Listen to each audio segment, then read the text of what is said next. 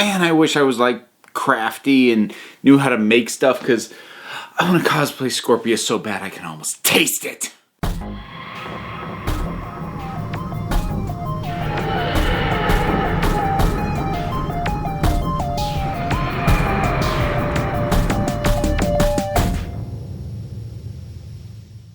I didn't think I was going to be doing this. I had expected not to get this out until next week, but I didn't realize it was only 7 episodes. 7 episodes! Come on! She-Ra Season 2. It's out. Binged it in one night. And really enjoyed it. I really, really love this show. And it's funny, like, the few things that I remember not completely working for me from the first season, I'm not sure they actually got better, but they stopped bugging me. Like, the big one off the top of my head is Entrapta's voice annoyed me in season 1. Doesn't bother me now. Maybe I just got used to it. I don't know. Maybe they actually, like, fine-tuned it a little bit and made it slightly less grating on, like, a Steve Urkel kind of wavelength. But they very well might not have. But, oh, man, I love these characters so much. I mean, like, and like, the characters that I love are they remain amazing. I mean, my favorites easily are Katra and Scorpia, both individually and separately. And look, I'm just going to jump all over the place talking about this. I'll avoid talking specific episode events or spoilers until a little bit later in the review, and I'll give you a heads up before I get there. But, like, short version, I really love the first season. I really love the second season. I'm not going to say this one's necessarily better. I mean, obviously it's shorter, which is a little bit annoying. And it doesn't really have a proper climax the way that the first season does either. I do have to wonder if, given that the first season was 13 episodes, this is only 7, I do have to wonder if they took what would have otherwise been a full season and are breaking it up. And I mean, like, at the time of my recording, nothing's been announced. It's not like they said we're going to release season 2 in 2 chunks. So, like, I'm wondering if what would have been season 2 is going to become seasons 2 and 3. Because what Noelle Stevenson said around the time the first season came out was that she had 4 arcs at 13 episodes apiece worked out. So, like, storylines are, for the most part at least they have a plan for where this is all going. So they could be stretching it out. And as far as overall structure goes, I think they do a really good balance of sort of the serialized. This season is less serialized than the first season. It is less of each episode builds directly on the last, because the first season kind of had to, since it was establishing all this stuff, and it, every episode built on the information that was provided in the previous ones, or the characters that were introduced in the previous ones. Not a ton of new characters introduced in this one. Mostly it is us, getting to see the characters we already know do cool or funny or endearing things. Or we learn a little bit more about some of the characters that we already knew that maybe we didn't know so much about them before. We learn a little bit more about Shadow Weaver. We learn a little bit more about Hordak. We learn a little bit more about Bo. So there's a mix of all that going on. Not all that many new characters, though. So it allows this season to be a bit more episodic. You could actually probably watch the episodes out of order and it would make about as much sense. There is still sort of stuff ticking over that is going on in the background that is a bit of a continuing storyline, but that's not the main thrust of the episodes. Each individual episode is a bit more standalone this time. And under other circumstances, I might have complained about that. I'm okay with it here because I feel like they didn't do it as an excuse to not have a continuing story. It was a way of letting us just sort of dwell in the dynamics of these characters or get to know some of them better in some cases. So, like, I don't necessarily want the more episodic nature to become the standard. I think overall I kind of like the more serialized focus a bit more. But for a short season, 7 episodes, slightly more episodic, no, I'm cool with it for this. I don't want it to be the new normal if the show gets more seasons, but, like, that'll be something for down the line. Some other highlight characters, there's a number of characters who really only get highlighted in one episode, but still are kind of great. Seahawk shows up for one episode. He's great. Swiftwind gets pretty. He shows up. He's in a couple of episodes, but he gets a pretty strong highlight. I think it's in the third episode. Swiftwind's great. I really do I like all these characters. They are all great. Like, there is not a single one of these characters who I don't enjoy. I enjoy spending time with them because if they're not just cool, they're endearing. If they're not endearing, they're intriguing. You know, there's always something there with each of these characters for me to enjoy, including some of the minor horde characters are back, like Kyle. Oh God, poor Kyle. So I really enjoy all of that, and to put a quick spotlight on Scorpia. I got nervous for a hot second because there's an episode that it almost feels like they're overplaying how dumb she is, because she is kind of dumb. But I feel like that same episode balances it because she gets into a fight and kind of kicks the butt of a couple of major characters and only gets beaten because she gets outnumbered. So it establishes, oh, right, that's why she's dangerous. It's not that she's clever. It's that she can kick some serious butt when she needs to. Oh, good. And look, I'm not gonna lie. I'm pretty sure I audibly squeed the first time, and it's within 2.5 minutes of the first episode when Catra said, "Hey, Adora." And especially given that when that happened, she says it, she flips over Adora, holds her hand, says, "Hey, Adora," and then twists her wrists around into a wrist lock. It's oh, yes. And this season does a bit more exploration and theming with LGBTQ plus characters and themes. Some of which I can't really get into without getting into spoilers. But it is there in some interesting ways. In some cases, very overtly. In some other ways, in interesting, almost subversive ways, which I'll try to remember to come back to. I don't think there was anything this season that had quite the same level of emotional impact on me as, say, Princess Prom and the second to last episode, the one with the flashbacks to young Katra and Adora from the first season. I don't think anything this season hits me quite hard that emotionally, but there were a few moments that I got a little bit there's some good feels here. There's a moment where Adora kind of freaks out a little because they're trying to plan an attack. And actually, this is a really great episode, anyways, because it's that they're trying to go through all these plans on how they're going to try and launch this attack, and all the different, friends and the princesses, they all have their different ideas of how to do it. And it's almost played like a D&D session. Somebody's even got a DM board. And well, why did this plan fail?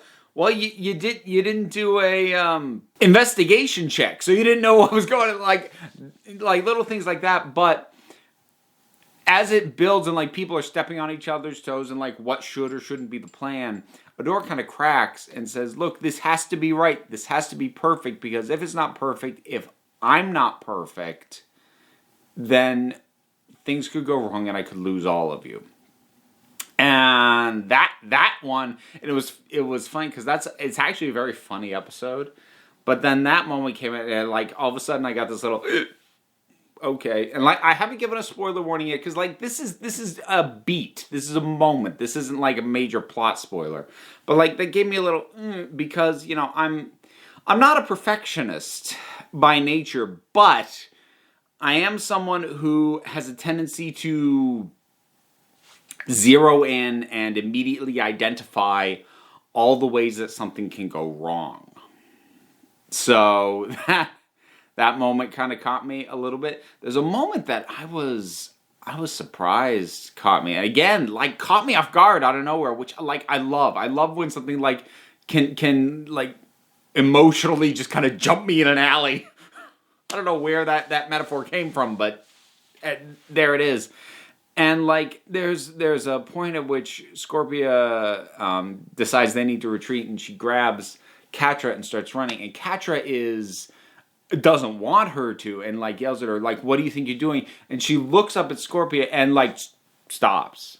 Like, Scorpia keeps running, but Catra just like stops berating her, just doesn't, because she sees the determination on Scorpia's face and the worry and the concern. And Catra's just like, oh, yelling at you is the wrong response right now. And something about that moment gave me a little like, and like, there's some really, see, I'm not going to say that I ship Katra and Scorpia because I know Katra doesn't appreciate her. God, I have a whole video about how the fact that I'm not a shipper, it's there a little bit with this show for me. Okay, I'm not completely immune to it, but like, I know Katra doesn't appreciate her, but I love Scorpia so much. And funnily enough, this show doesn't play that dynamic off as adorable. It acknowledges that this is abusive in a way. And so there's a really great level of self-awareness with a lot of the stuff that's going on. And I'm going to now start to get into spoilers because I want to talk about the one other moment that got me to choke up a little bit. And I do feel like this is a bit more of a spoiler because this was one of the few instances of brand new characters being introduced. So I'm talking about the very last episode here. All right, here we go. We get to meet Beau's dads, which, first of all, I love how casually it's done. I like his dads anyway. They're kind of adorable. Or adorkable might be a better word. One of them has a First One's tattoo, but that they use translations and they're still trying to sort out this language. But of course, Adora can just read it because she's She-Ra. And one of them asks her, like, "What does this say?" She looks at it and goes, "Lunch." Oh, I thought it said love. So like, there's little moments like that, and his husband just starts laughing like, "This is the best thing ever," and it's so funny. But it wasn't just the appearance of them that got me a little bit choked up. I just thought they were adorable. But what got me choked up, and this comes back to what I said before with how some of the LGBTQ plus themes almost kind of subvert things in a interesting way, which is that Beau, his dads don't know that he's with the rebellion. They think he's at a boarding school, and they don't like the rebellion. They don't like the princesses. They want no part of the violence. So he has been hiding this from them. And what they wanted for him and what they've pictured for him, for his life, is not what he wants. And he has not been able to tell them that. He's tried, but hasn't been able to, but hasn't felt like they would be receptive to it. So he gave up trying.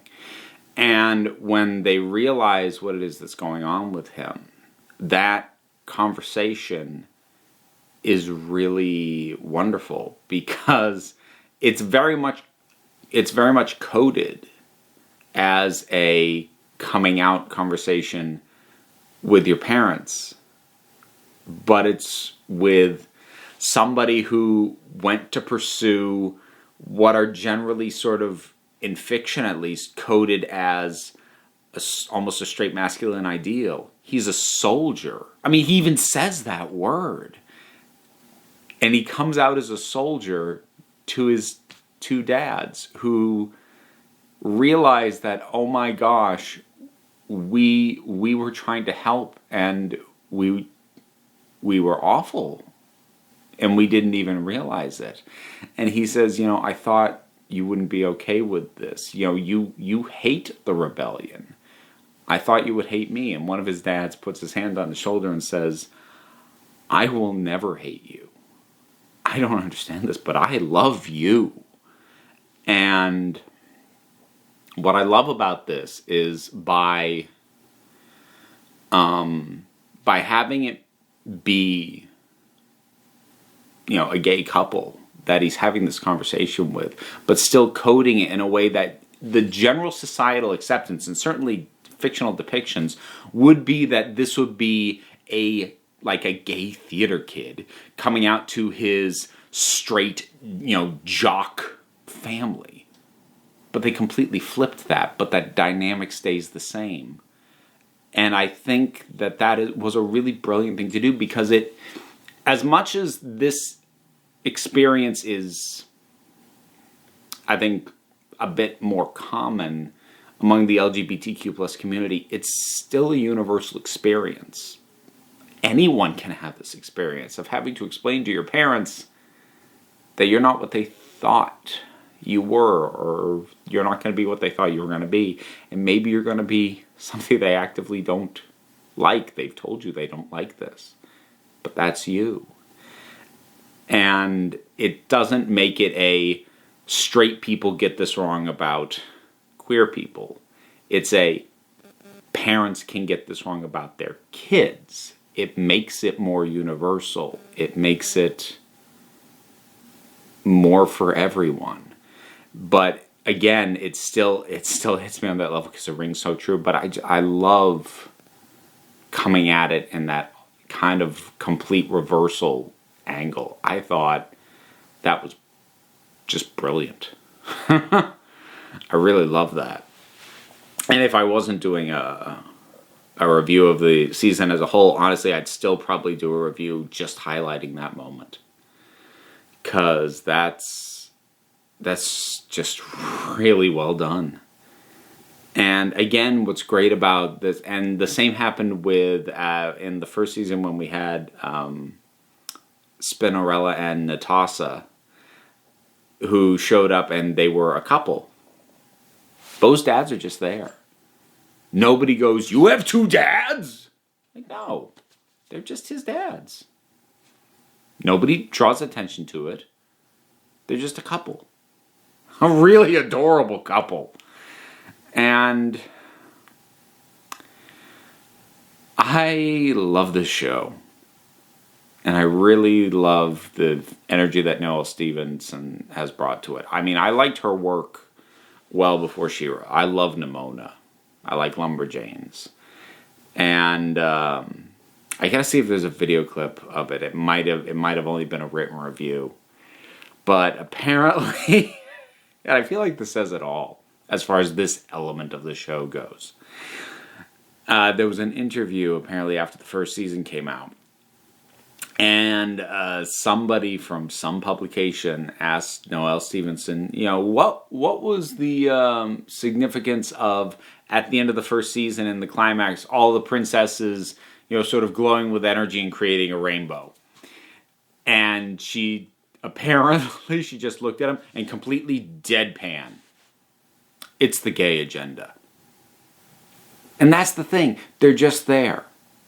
It's not subtext. It is text. It's not danced around. It's made plain. But at the same time, anyone who would call this an agenda show or a show about being queer, well, no. There's queer coding all over it. But it's just there. The same way that straight coding is all over most other entertainment. And it's awesome. Love these characters, love the look, love the feel, love the vibe. Cannot wait until there's more. I don't know when we'll get an announcement. I mean, this came pretty quick on the heels of season 1. So I'm going to be keeping an eye out because I really like this. I love this show a lot. And these days, I'm especially keen on any show that can give me a solid second season, because lately I've been having so many things letting me down on later seasons lately. Gotham just ended. Didn't like the last season. Jessica Jones I loved. Didn't like the second season. Stranger Things, loved it. Didn't like the second season. Anything that can show me that the first season wasn't a fluke, I'm gonna clutch that to my heart. So, She-Ra and the Princesses of Power, Season 2. It's too short, but other than that, what are your thoughts on it? Whatever they are, drop something down in the comments. Let's talk about it. And a whole bunch of things to do. Buttons, links, link to the Patreon, which would be really amazing. If you could check that out, consider supporting me. Even $1 a month, helps, seriously. And then other links besides. I've got merch. I've got new merch. If you actually click on the Teespring link and go to the storefront. Plus other stuff down the side. Click on it and see the places that it takes you, or don't. You don't have to, because at the end of the day, you're the council. I just run the meetings, and until next time, this council is adjourned.